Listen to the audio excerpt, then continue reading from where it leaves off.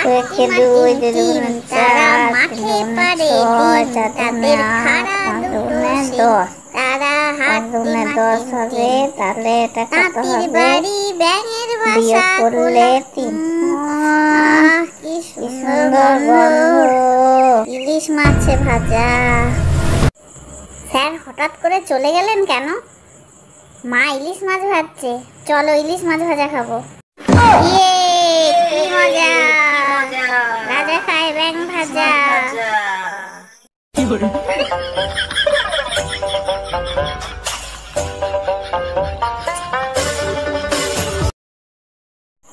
আটুল বাটুল সামলা সাটুল সামলা গেল হাটে, সামলাদের মেয়ে। মা, স্যার এখনো তো এলেন না, আজকে কি আসবেন না? এখনো আসেননি? আগে বলবি তো, তোর বাবাকে ফোন করতে বলি। নিশ্চয়ই কোনো অসুবিধা হয়েছে, সেই জন্যই আসেননি। তাও তোর বাবা একবার ফোন করে নি। শুনছো, স্যারকে একবার ফোন করে নাও তো, এখনো এসে পৌঁছাননি। আজ বাদে কাল পরীক্ষা। শরীর খারাপ হলো নাকি? হ্যালো স্যার, কাবলু কাবলু আপনার জন্য বসে আছে। আপনি কোথায়? কি বলি বলুন তো, আপনাদের বাড়ি রান্না বান্না খাওয়া দাওয়া হয়ে গেছে? একেই তো মাথায় গোবর পোড়া ছেলে দুটো, তারপর আবার রান্নার গন্ধে ওদের কি আর হুঁশ থাকে? রান্নার গন্ধে ছেলেদের মাথায় সবকিছু তালগোল পাকিয়ে যায়, কিছুই ওরা বুঝতে পারে না। সেই জন্য স্যার বলছেন যে রান্না বন্ধ হলেই উনি আসবেন। সে আবার কেমন কথা? পড়ার জন্য কি রান্না বান্না বন্ধ রাখতে হবে নাকি? খাওয়া দাওয়াও বন্ধ?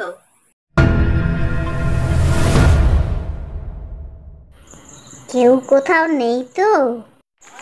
ওয়াও, গরম রসগোল্লা। অল্প করে 2-4টে খাই, মা বুঝতে পারবে না।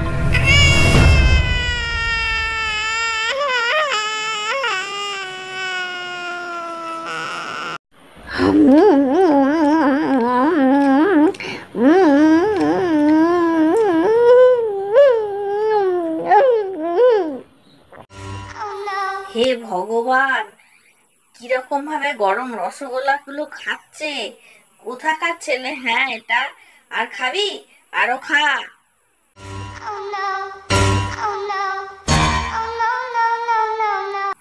কি রকম ঠেটা উজবুক একখানা ছেলে! এমন পাষাণ প্রাণ কেউ দেখেছো? মুখ পুড়ে যাচ্ছে, কোনো ভ্রুক্ষেপ নেই।